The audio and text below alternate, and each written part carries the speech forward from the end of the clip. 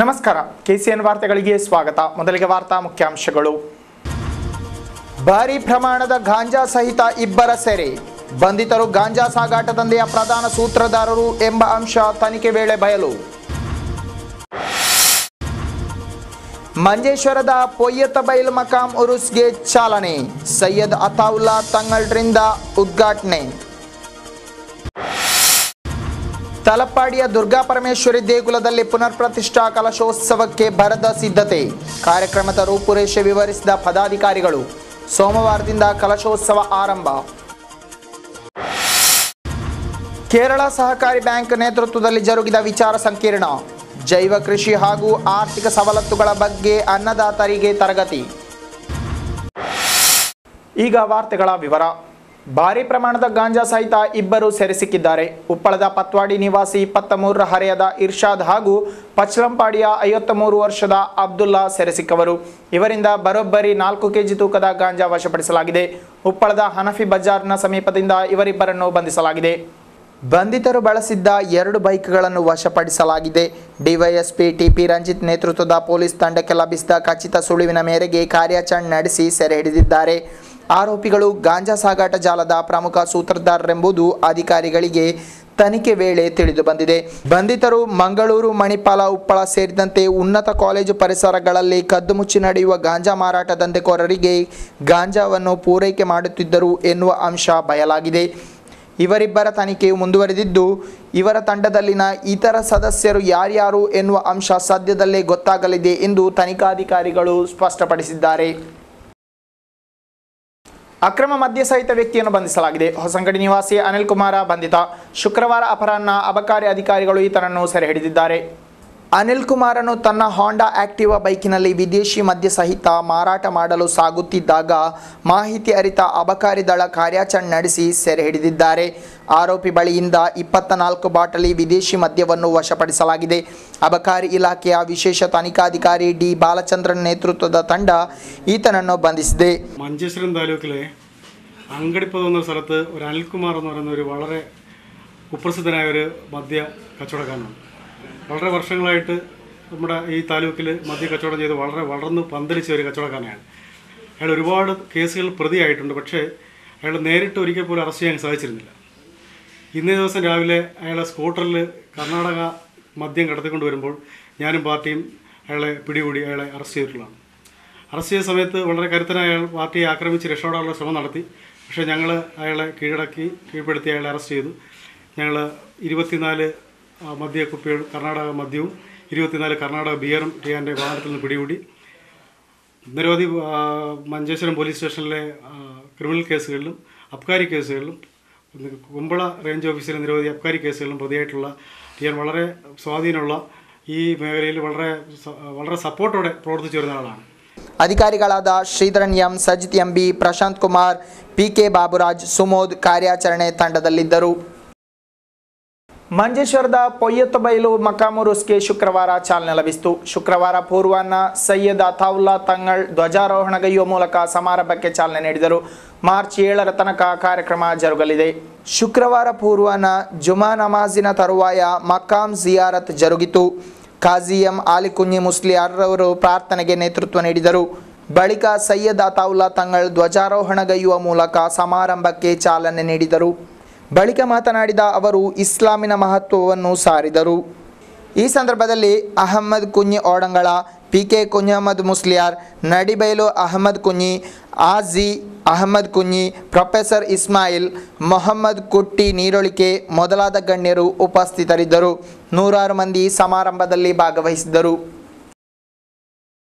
ತಲಪ್ಪಾಡಿಯ ಶ್ರೀ ದುರ್ಗಾ ಪರಮೇಶ್ವರಿ ದೇಗುಲದಲ್ಲಿ ಪುನರ್ ಪ್ರತಿಷ್ಠಾ ಕಲಶೋತ್ಸವ ಹಮ್ಮಿಕೊಳ್ಳಲಾಗಿದೆ. ಇದೇ ತಿಂಗಳ 23ರಿಂದ ಮಾರ್ಚ್ 5ರ ತನಕ ಉತ್ಸವ ಜರುಗಲಿದ್ದು, ಇದಕ್ಕಿರುವ ಸಿದ್ಧತೆಗಳು ಅಂತಿಮ ಹಂತಕ್ಕೆ ತಲುಪಿದೆ ಎಂದು ಸುದ್ದಿಗೋಷ್ಠಿಯಲ್ಲಿ ಕಲಶ ಸಮಿತಿ ಪದಾಧಿಕಾರಿಗಳು ತಿಳಿಸಿದ್ದಾರೆ. ಸೋಮವಾರ ಆರಂಭವಾಗಲಿರುವ ಕಲಶೋತ್ಸವದ ಅಂಗವಾಗಿ ಸಭಾ ಕಾರ್ಯಕ್ರಮ ನಡೆಯಲಿದ್ದು, ಇದನ್ನು ಕರ್ನಾಟಕದ ಮಾಜಿ ಸಚಿವ ಕೃಷ್ಣ ಪಾಲೆಮಾರ್ ಉದ್ಘಾಟಿಸಲಿದ್ದಾರೆ. ಮಂಗಳವಾರ ಸಂಜೆ ಕೋಟೆಕಾರು ಬೀರಿ ಗಣೇಶ ಮಂದಿರದಿಂದ ಶ್ರೀ ಕ್ಷೇತ್ರಕ್ಕೆ ಹೊರೆ ಕಾಣಿಕೆ ಮೆರವಣಿಗೆ ಸಾಗಲಿದ್ದು, ಬಳಿಕ ಉಗ್ರಾಣ ತುಂಬುವುದರೊಂದಿಗೆ ಜಾತ್ರೆಗೆ ಚಾಲನೆ ಲಭಿಸಲಿದೆ. ವರ್ಕಾಡಿಯ ದಿನೇಶ ಕೃಷ್ಣ ತಂತ್ರಿವರ್ಯರ ನೇತೃತ್ವದಲ್ಲಿ ವೈದಿಕ ಕಾರ್ಯಗಳು ನಡೆಯಲಿವೆ.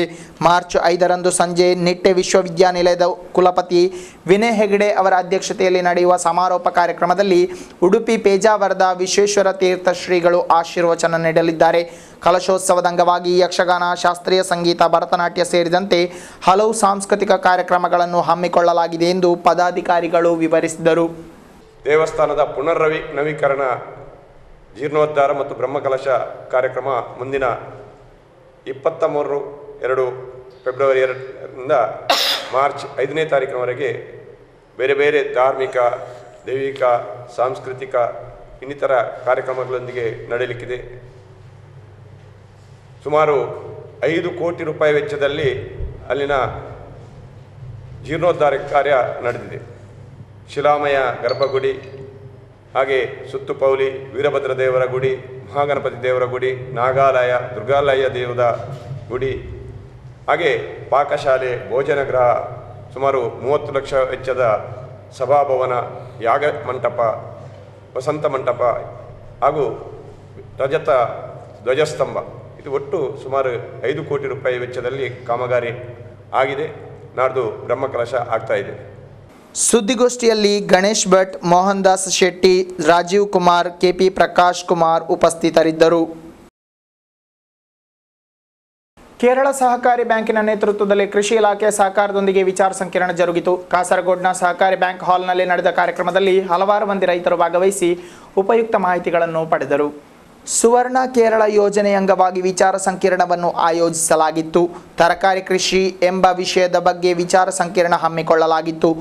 ಆಯ್ಕೆಯಾದ 75 ಮಂದಿ ರೈತರಿಗೆ ಜೈವಿಕ ತರಕಾರಿ ಕೃಷಿಯ ಬಗ್ಗೆ ಹಾಗೂ ಅದಕ್ಕೆ ಲಭಿಸುವ ಆರ್ಥಿಕ ಸವಲತ್ತುಗಳ ಕುರಿತು ತರಗತಿಯನ್ನು ನಡೆಸಲಾಯಿತು. ಸಮಾರಂಭವನ್ನು ಕೃಷಿಯ ಡೆಪ್ಯೂಟಿ ಡೈರೆಕ್ಟರ್ ಪಿ ಪ್ರದೀಪ್ ಉದ್ಘಾಟಿಸಿ മാതനാടിದರು. നമ്മളെല്ലാവരും പറയുന്നത് കേരളം ഒരു കൺസ്യൂമർ സ്റ്റേറ്റ് ആണ് അല്ലേ? അത് അക്കാര്യത്തിൽ LKG പഠിക്കുന്ന കുട്ടിയോട് ചോദിച്ചാൽ ഒരു പക്ഷേ പറയും. നമ്മൾ വളരെ എന്താണ് പറയുക, നമ്മൾ മടിയൊന്നും കൂടാതെയാണ് അത് പറയുന്നത്. നമ്മളത് ശീലിച്ചു.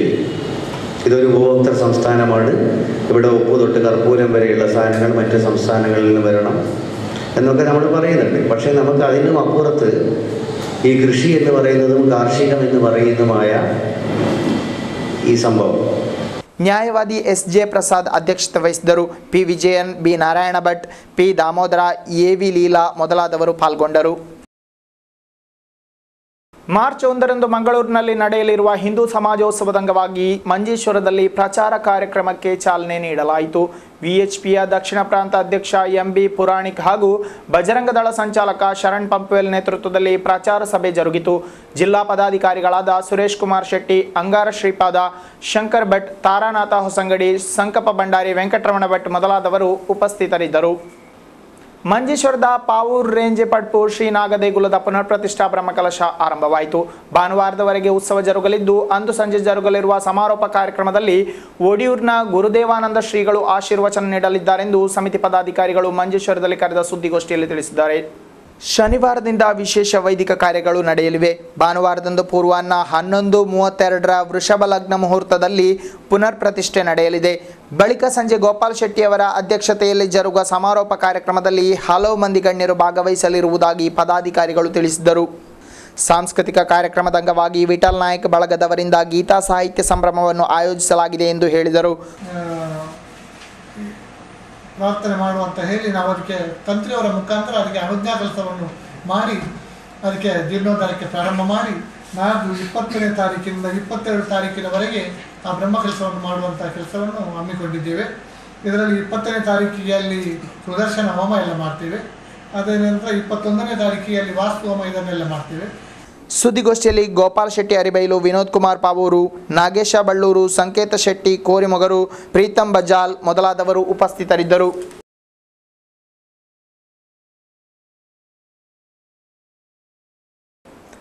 ಮಂಜೇಶ್ವರ ವರ್ಕಾಡಿಯ ಗಾಂಧಿನಗರದಲ್ಲಿ ಉರೂಸ್ ಸಮಾರಂಭದ ಸಮಾರೋಪ ಕಾರ್ಯಕ್ರಮ ಭಾರಿ ವಿಜೃಂಭಣೆಯಿಂದ ಜರುಗಿತು. ಈ ಸಂದರ್ಭದಲ್ಲಿ ಹಲವು ಪ್ರಮುಖ ಧಾರ್ಮಿಕ ನಾಯಕರು ಸಹಿತ ನೂರಾರು ಮಂದಿ ಭಾಗವಹಿಸಿದ್ದರು. ಸಮಾರೋಪ ಸಮಾರಂಭವನ್ನು ಅತಾವುಲ್ಲಾ ತಂಗಳ್ ಉದ್ಘಾಟಿಸಿದರು. ಕೆಎಸ್ಎಂ ತಂಗಳ್ ಅಧ್ಯಕ್ಷತೆ ವಹಿಸಿದರು. ವೇದಿಕೆಯಲ್ಲಿ ಸೈಯದ್ ಬದ್ರುದ್ದೀನ್ ತಂಗಳ್, ಜಮಾತ್ ಕಾಜಿ ಮುತ್ತುಕೋಯ ಜಿಫ್ರಿ ತಂಗಳ್, ಜಮಾತ್ ಅಧ್ಯಕ್ಷ ಅಬ್ದುಲ್ ಖಾದರ್ ಹಾಜಿ, ಉರೂಸ್ ಸಮಿತಿ ಅಧ್ಯಕ್ಷ ಬಿಕೆ ಮೊಹಮ್ಮದ್ ಉಪಸ್ಥಿತರಿದ್ದರು. ಆಲಿಕುಂಜೆ ಉಸ್ತಾದ್ ಪ್ರಾರ್ಥನೆಗೆ ನೇತೃತ್ವ ನೀಡಿದರು. 9 ದಿನಗಳ ಕಾಲ ಜರುಗಿದ ಕಾರ್ಯಕ್ರಮದಲ್ಲಿ ವಿವಿಧ ದಿನಗಳಲ್ಲಾಗಿ ಧಾರ್ಮಿಕ ಪಂಡಿತರಿಂದ ಉಪನ್ಯಾಸ ಜರುಗಿತು. ಪಾಕಶಾಸ್ತ್ರ ಪ್ರವೀಣ ಎಂದೇ ಹೆಸರುವಾಸಿಯಾಗಿದ್ದ ಮುಳ್ಳೇರಿಯದ ಬೆಂಗತಡ್ಕ ನಿವಾಸಿ ಮಹಾಲಿಂಗ ಭಟ್ಟರು ನಿಧನರಾದರು. 75 ವರ್ಷ ಪ್ರಾಯವಾಗಿತ್ತು.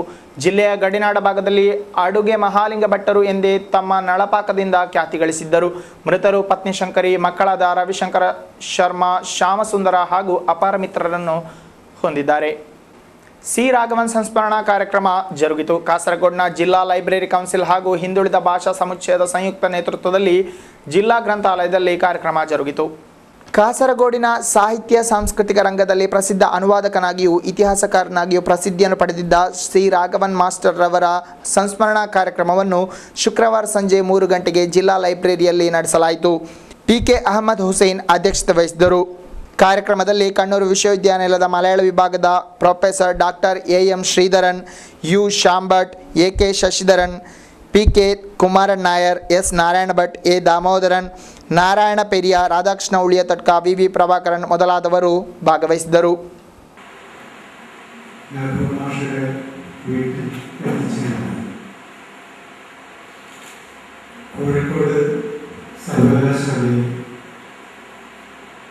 എനിക്ക് ഒരു റിഫ്രഷർ കോഴ്സിൽ പങ്കെടുക്കേണ്ടതുണ്ടായിരുന്നു.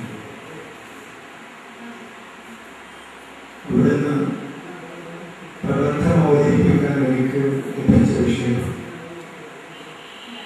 മലയാളം കർണാടക യുവത്വത്തിലെ പ്രശ്നങ്ങൾ എന്നതായിരുന്നു. കർണാടക ഭാഷ എനിക്ക് അല്പം പോലും അറിയില്ല. എന്താണ് വഴി എന്നാലോചിച്ച സാഹചര്യത്തിൽ സി രാഘവൻ മാഷെ കാണുക തന്നെ എനിക്ക് അദ്ദേഹത്തിൻ്റെ പ്രിയപത്നി വിജയിച്ച് വാതിൽ തുറന്നു തരുന്നു. ಮಲೆನಾಡು ಹೆದ್ದಾರಿಯ ಪುನರ್ನಿರ್ಮಾಣ ಚಟುವಟಿಕೆಗಳ ತಾಂತ್ರಿಕ ಅನುಮತಿಯನ್ನು ಫೆಬ್ರವರಿ 28ರೊಳಗೆ ಲಭ್ಯಗೊಳಿಸಲು ಜಿಲ್ಲಾಧಿಕಾರಿ ನಿರ್ದೇಶನವಿತ್ತಿದ್ದಾರೆ. ಪ್ರಭಾಕರನ್ ಆಯೋಗ ಶಿಫಾರಸುಗೈದ ಕಾಸರಗೋಡು ಅಭಿವೃದ್ಧಿ ಪ್ಯಾಕೇಜ್ ಯೋಜನೆಯ ಪುರೋಗತಿ ಅವಲೋಕನ ನಡೆಸಲು ಜಿಲ್ಲಾಧಿಕಾರಿ ಕಚೇರಿಯಲ್ಲಿ ಜರುಗಿದ ಸಭೆಯಲ್ಲಿ ಅವರು ಈ ನಿರ್ದೇಶನವನ್ನು ಇತ್ತಿದ್ದಾರೆ. ಬದಿಯಡ್ಕ ಸರ್ಕಾರಿ ವೈದ್ಯಕೀಯ ಕಾಲೇಜಿಗೆ ಪ್ಯಾಕೇಜಿನಲ್ಲಿ 25 ಕೋಟಿ ರೂಪಾಯಿ ಮೀಸಲಿರಿಸಲಾಗಿದೆ. ಕಳ್ಳಾರು ಸೇತುವೆ, ವಿದ್ಯುತ್ ಮಂಡಳಿಯ ತೌಡುಗೋಳಿ ಮೈಲಾಟಿ ಪ್ರಸಾರ ಲೈನ್, ಕಾഞ്ഞങ്ങാട് RDO ಕ್ವಾರ್ಟರ್ಸ್ ನಿರ್ಮಾಣ ಮೊದಲಾದ ಕೆಲಸ ಕಾರ್ಯಗಳ ಬಗ್ಗೆ ಅವಲೋಕನ ನಡೆಸಲಾಯಿತು. ಕಾഞ്ഞങ്ങാಡಿನ ಜಿಲ್ಲಾಸ್ಪತ್ರೆಯಲ್ಲಿ ಸಿಟಿ ಸ್ಕ್ಯಾನ್ ಸ್ಥಾಪನೆ, ಮೊಗ್ರಲ್ಪುತ್ತೂರು ಪ್ರಾಥಮಿಕ ಆರೋಗ್ಯ ಕೇಂದ್ರ, ಯಕ್ಷಗಾನ ಕೇಂದ್ರ ಹಾಗೂ ಮ್ಯೂಸಿಯಂ, ಕಾಸರಗೋಡು ಸಿವಿಯು ಪಾರ್ಕ್ ಎಂಬಿಯುಗಳ ಬಗ್ಗೆಯೂ ಸಮಾಲೋಚನೆ ನಡೆಯಿತು. ವಿಸ್ತೃತ ಯೋಜನಾ ವರದಿ ಸಲ್ಲಿಸಿ ಆಡಳಿತಾನುಮತಿ ಹಾಗೂ ತಾಂತ್ರಿಕ ಅನುಮತಿ ಹೊಂದಿ ಈ ತಿಂಗಳಲ್ಲೇ ಟೆಂಡರ್ ಕ್ರಮ ಪೂರ್ತಿಗೊಳಿಸಲು ಜಿಲ್ಲಾಧಿಕಾರಿ ನಿರ್ದೇಶಿಸಿದರು. ವಿದೇಶಿ ಮದ್ಯ ಸಹಿತ ಓರ್ವನನ್ನು ಬಂಧಿಸಲಾಗಿದೆ. ಮಂಗಲ್ಪಾಡಿಯ ಎಂ ಪ್ರವೀಣ್ ಕುಮಾರ್ ಬಂಧಿತ. ಈತನ ಬಳಿಯಿಂದ 38 ಬಾಟಲಿ ವಿದೇಶಿ ಮದ್ಯ ವಶಪಡಿಸಲಾಗಿದ್ದು, ಸಾಗಾಟಕ್ಕೆ ಬಳಸಿದ ಆಟೋ ರಿಕ್ಷಾವನ್ನು ಕೂಡ ವಶಪಡಿಸಲಾಗಿದೆ. ಬಂದಿಯೋಡ್ ಬಳಿ ಅಬಕಾರಿ ಅಧಿಕಾರಿಗಳು ಈತನನ್ನು ಸೆರೆ ಹಿಡಿದಿದ್ದಾರೆ. ಕೊನೆಗೆ ಮತ್ತೊಮ್ಮೆ ವಾರ್ತೆಗಳ ಮುಖ್ಯಾಂಶಗಳು. ಭಾರೀ ಪ್ರಮಾಣದ ಗಾಂಜಾ ಸಹಿತ 2 ಸೆರೆ. ಬಂಧಿತರು ಗಾಂಜಾ ಸಾಗಾಟ ದಂಧೆಯ ಪ್ರಧಾನ ಸೂತ್ರಧಾರರು ಎಂಬ ಅಂಶ ತನಿಖೆ ವೇಳೆ ಬಯಲು. ಮಂಜೇಶ್ವರದ ಪೊಯ್ಯತ ಬೈಲ್ ಮಕಾಂ ಉರುಸ್ಗೆ ಚಾಲನೆ. ಸೈಯದ್ ಅತಾವುಲ್ಲಾ ತಂಗಳ್ರಿಂದ ಉದ್ಘಾಟನೆ. ತಲಪ್ಪಾಡಿಯ ದುರ್ಗಾ ಪರಮೇಶ್ವರಿ ದೇಗುಲದಲ್ಲಿ ಪುನರ್ ಪ್ರತಿಷ್ಠಾ ಕಲಶೋತ್ಸವಕ್ಕೆ ಭರದ ಸಿದ್ಧತೆ. ಕಾರ್ಯಕ್ರಮದ ರೂಪುರೇಷೆ ವಿವರಿಸಿದ ಪದಾಧಿಕಾರಿಗಳು. ಸೋಮವಾರದಿಂದ ಕಲಶೋತ್ಸವ ಆರಂಭ. ಕೇರಳ ಸಹಕಾರಿ ಬ್ಯಾಂಕ್ ನೇತೃತ್ವದಲ್ಲಿ ಜರುಗಿದ ವಿಚಾರ ಸಂಕಿರಣ. ಜೈವ ಕೃಷಿ ಹಾಗೂ ಆರ್ಥಿಕ ಸವಲತ್ತುಗಳ ಬಗ್ಗೆ ಅನ್ನದಾತರಿಗೆ ತರಗತಿ. ಇಲ್ಲಿಗೆ ಇಂದಿನ ವಾರ್ತಾ ಪ್ರಸಾರ ಮುಕ್ತಾಯವಾಯಿತು. ಮುಂದಿನ ವಾರ್ತಾ ಪ್ರಸಾರದೊಂದಿಗೆ ಮತ್ತೆ ಭೇಟಿಯಾಗೋಣ. ವಂದನೆಗಳು.